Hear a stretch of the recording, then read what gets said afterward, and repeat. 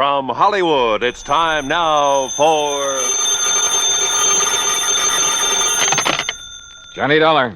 Peter Hanley at Western Maritime and Property. Oh, yeah, Mr. Hanley. I found this message to call you. You're still in town at the Beverly Hilton. Yes, that's right. I thought you'd be back in Hartford by now.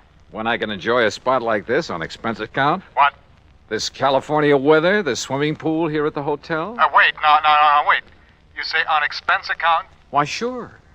Dollar, you cleared up that matter for us. You proved conclusively that Randolph Merrill did not lose his yacht, that the explosion and the sinking were fake. That's right. And incidentally, as you anticipated, the yacht was found in a small Mexican seaport, all ready to be rebuilt and repainted to thoroughly disguise it. Good. Now, Mr. Hanley. Oh, by the way, in spite of his earlier vindictiveness, Merrill has decided to plead guilty and throw himself on the mercy of the court. Has he signed a confession? Well, no. Then I'll bet he changes his tune by the time he goes to trial. Oh? Sure, that's an old trick to slow things up, gain time. Are you having Mrs. Merrill held as an accessory? The Merrill has made and signed a statement completely clearing her, so to hold her now would only complicate matters. Hanley, either you haven't yet read my expense account report, I haven't. or I forgot to tell you what tipped me off that bear was trying to pull something on us. Oh? What was it, Mr. Dollar? Her jewels that you'd insured for $100,000. Oh, no. Oh, yes, Hanley. That jewelry Mrs. Merrill showed us was fake. Oh, Paste. good heavens. Dollar? You still think I ought to go back to Hartford? No. Not until you found out where the real jewels are. Can you come down to the office, Mr. Dollar, right away? Sure, if you like. No. I'll drive out there to your hotel. Whatever you say. Yes, I'll drive out there. I'll be there right away. Scotch and soda be all right? Yeah, what? You suddenly sound as though you could use a drink.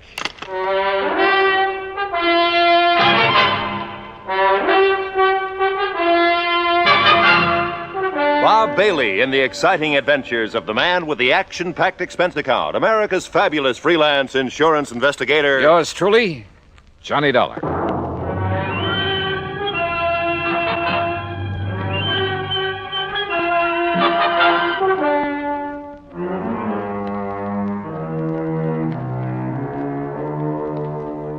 Expense account submitted by Special Investigator Johnny Dollar to the Western Maritime and Property Insurance Company, Los Angeles, California. Following is an account of expenses incurred during my investigation of the Wayward Diamonds matter.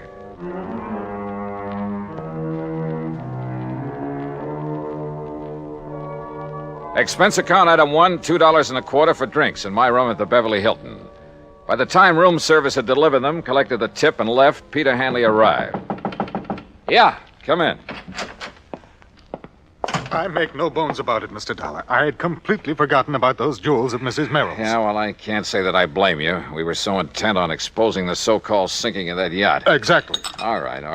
Relax. Here, come on now. Sit down and relax while we map out a plan of action. Thank you. After you hung up, I suddenly remembered that you had mentioned the fact that those jewels were fake to Mrs. Merrill herself. Yeah, that's right. All right. Well, how did you know that they were fakes, Mr. Dollar? You remember when we sat in their living room out in Westwood while they gave us that cock and bull story about the yacht going down? Yes, I remember. All right. She handed me the jewels to look at. I kind of absent-mindedly dragged one of the so-called diamonds across the glass top of the coffee table and realized it didn't scratch it. Oh. Nor did any of the others, which proved they weren't diamonds at all, but some kind of imitations. Look, why kid about it, Hanley? Up to that point, they'd had me believing their story about losing that yacht. You weren't alone, Dollar. You weren't alone. But now I suppose we'd better call in the police about that jewelry. Why the police? Well, to see if they can find the originals. Now, look.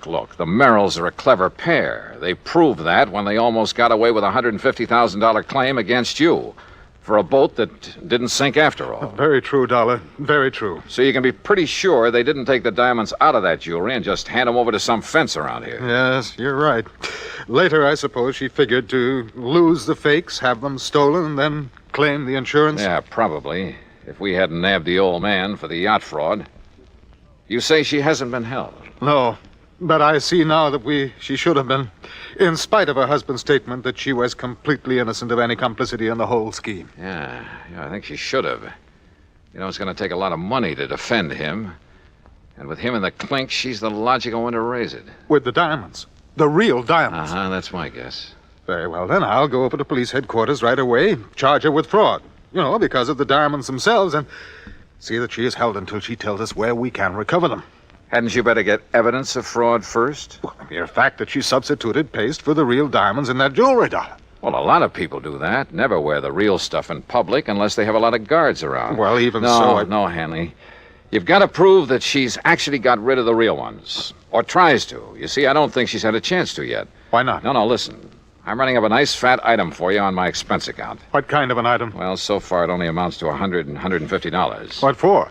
Fee to a private detective agency. Somebody to tailor 24 hours a day. In the hope of finding out what she's doing with the genuine stones? More important, to find out how she'll try to dispose of them. But she may have done that some time ago. No, I doubt it. Why?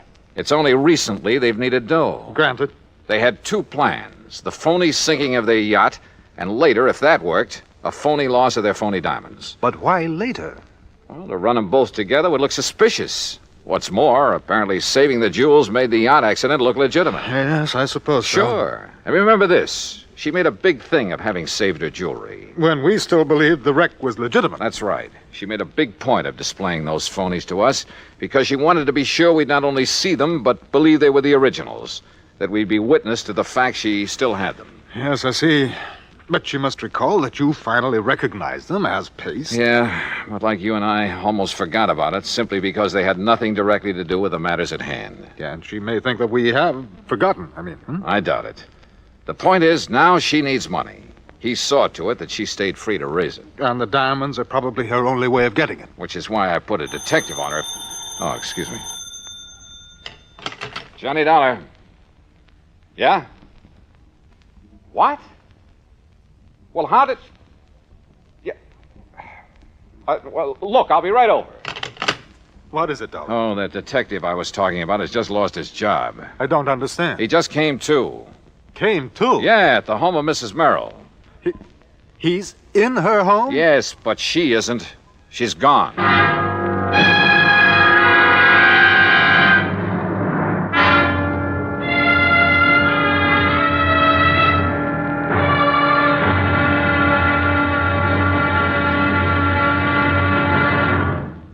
Act two of yours truly, Johnny Dollar, in a moment. And now, Act two of yours truly, Johnny Dollar, and the Wayward Diamonds matter.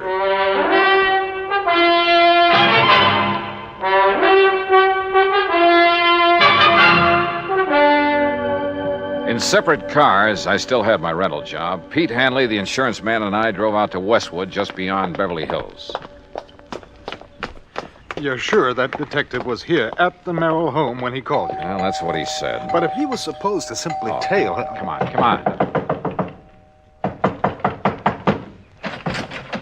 Mr. Dollar? Yeah, that's right. And I take it you're Sam Bench...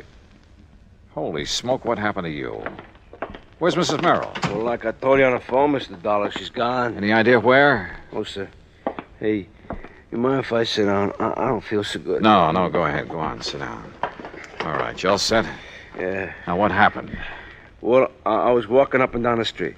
Huh? You know, real casual, so as not to arouse no You've suspicion. been walking up and down in front of this house all morning? Oh, yeah, all morning. But like I say, real casual, so Where as not... did you ever learn to be a detective? Some correspondence course? Oh, now look, Dollar, you shouldn't talk like that. I resent it. Okay, all right. Go ahead and resent it. But prowling up and down in front of the house... Well, my brother runs a very good detective Your agency. brother? Yeah, and if he didn't think I was a good operator, if he wouldn't let... all right. What happened? Well, I see her come out the back door. You know, Miss Merrill? Wow. And I see her go out and she opens up the garage. And where were you? Well, by good luck, I just happened to be in front of the driveway about then. So, real casual, I lean over and I start tying up my shoelace, Yeah. you know, so she won't get suspicious of me, you see? Go on. Well, when she gets in the car and she gives me a look, but that's all. So I figures me being so casual and all, she's not wise to what I'm doing around here, you know? I bet she wasn't. But that's where you're wrong, Dollar, because somehow she must have figured it out, even with me being so casual. All right. What happened? Yeah. Well, Dollar, she comes barreling out of that garage so fast, I didn't have hardly And time to maybe she even... casually ran you down. So I was casual about it. By the time I pick myself up and I find out I got any busted bones, she's down the street and around the corner.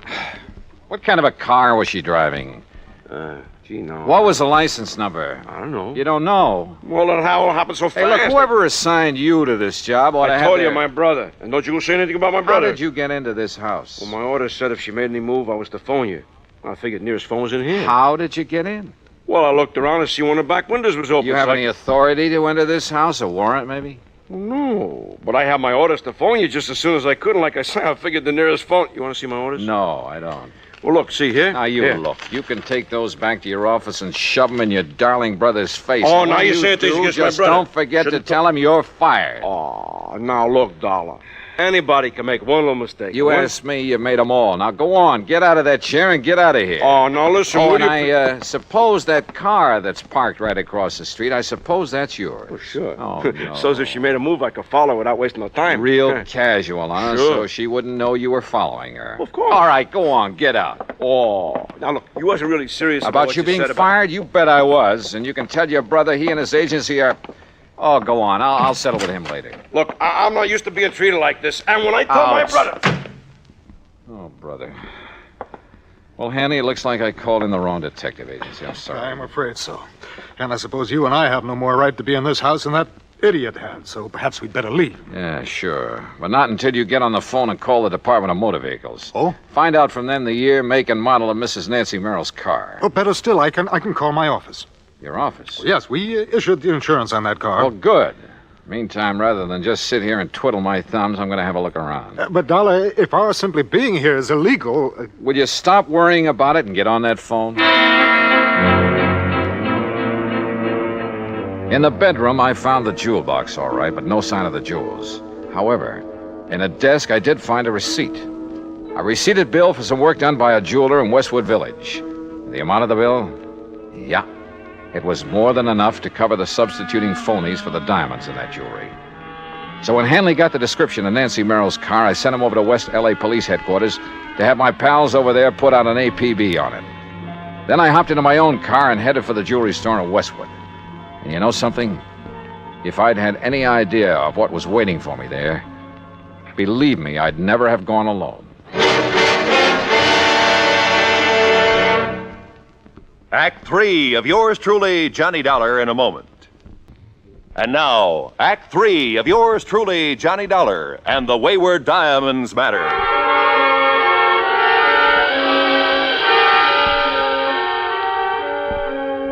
Howard's Hillcrest Jewelry is a small but very exclusive shop on Weyburn Avenue in the Westwood Village section of Los Angeles. There, with the help of a receipt I'd found in Nancy Merrill's desk, I hoped to get on the track of the missing diamonds.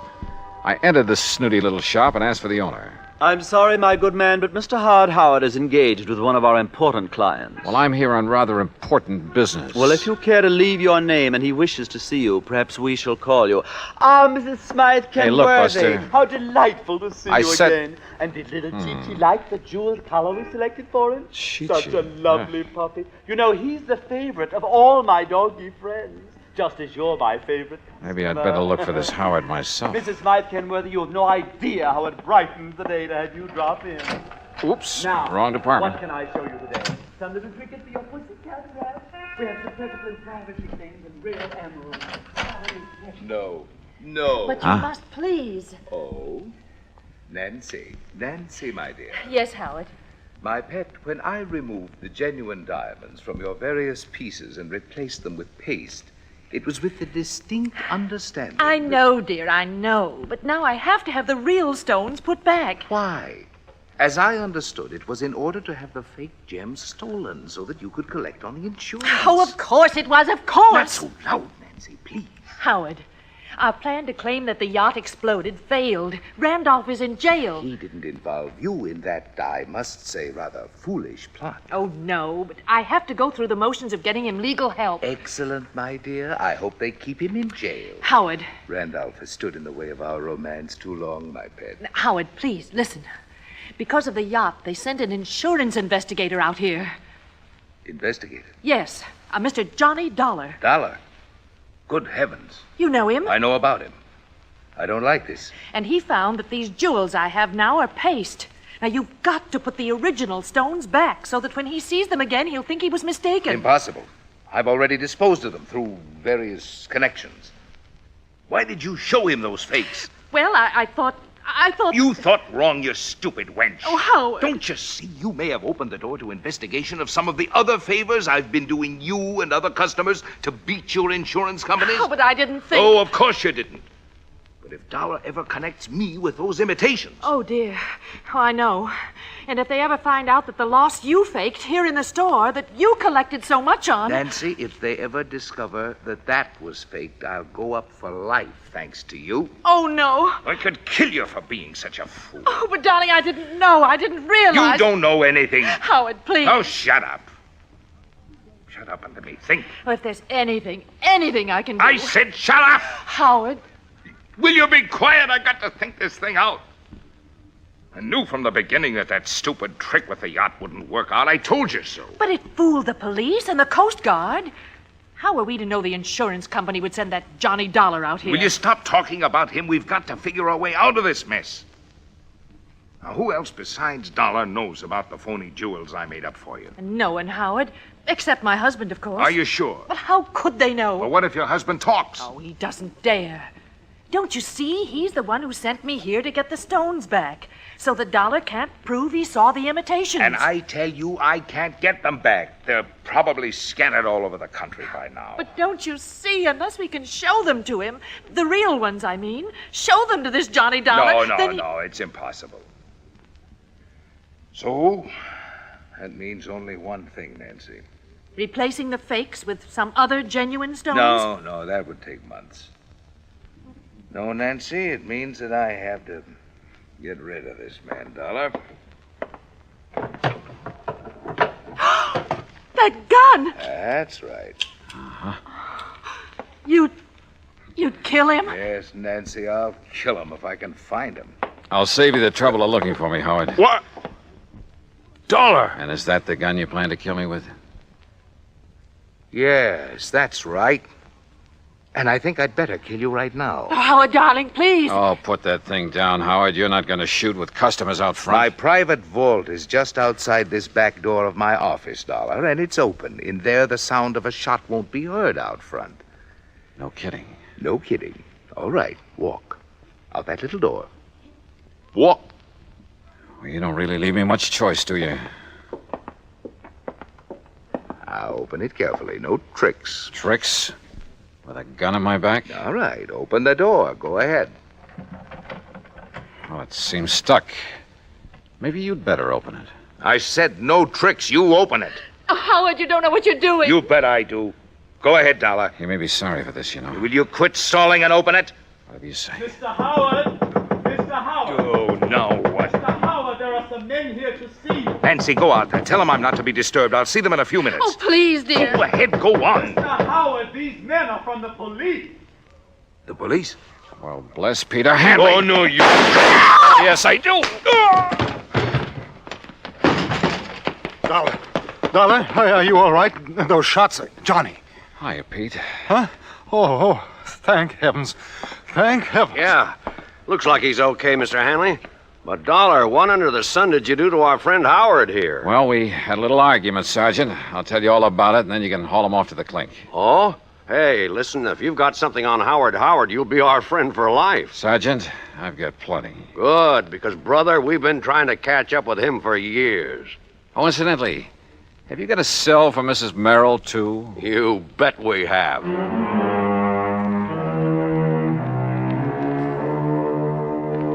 Expense account item 2, $50 in legal fees to make a deposition so I won't have to hang around for a trial or 2 or 3. And I have a sneaking suspicion that Howard and Merrill and his wife are going to have a long, long time to think things over. Expense account total, including additional mileage on my rental car and the trip back to Hartford, $218 even. Yours truly, Johnny Dollar.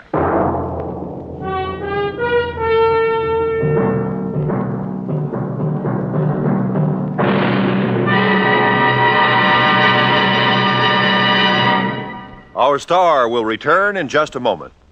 Now, here's our star to tell you about next week's story. Next week, a quiet little fishing pier on the coast of California. Only they call it the Pier of Death. Join us, won't you? Yours truly, Johnny Dollar.